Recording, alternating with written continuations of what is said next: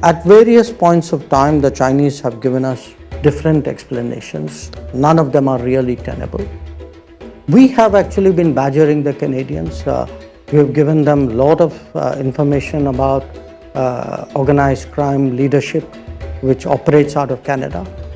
In the last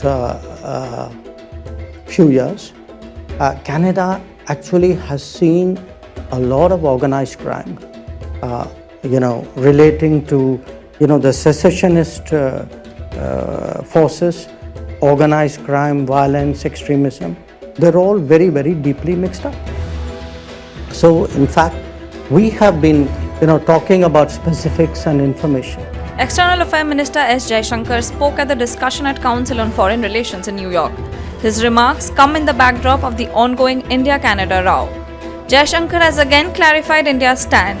He reiterated that if Canada has something specific, they should inform India.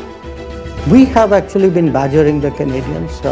We have given them a lot of information about organized crime leadership, which operates out of Canada. There are a large number of extradition requests. There are terrorist leaders who have been identified. If you have to understand what is going on out there, and our concern is that it's really been very permissive because of political reasons. So we have a situation where actually our diplomats are threatened, our consulates have been attacked. Jaishankar assured that the Indian side will take action if the Canadian side provides specific information. A lot of this is often justified as saying, well, that's how democracies work.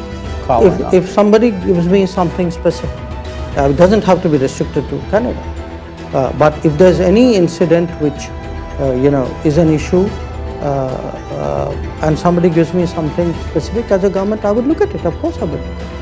Jaishankar also highlighted the India-China relationship of conflict and cooperation over 75 years. It's never been an easy relationship.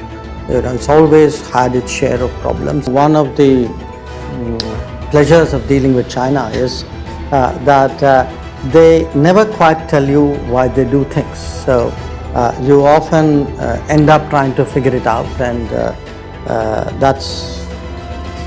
it's always there's a certain ambiguity up there. He also spoke about China's presence in the Indian Ocean. Yes, if one were to look at the last 20-25 years, there's been a steady increase in the Chinese naval presence and activity in the Indian Ocean. But there's been a very sharp increase in the size of the Chinese Navy. An Indian point of view, I would say it's very reasonable for us to try and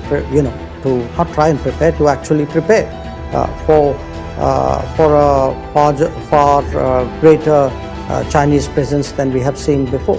He described the turmoil that emerged in the middle of the COVID-19 pandemic. At various points of time, the Chinese have given us different explanations. None of them are really tenable.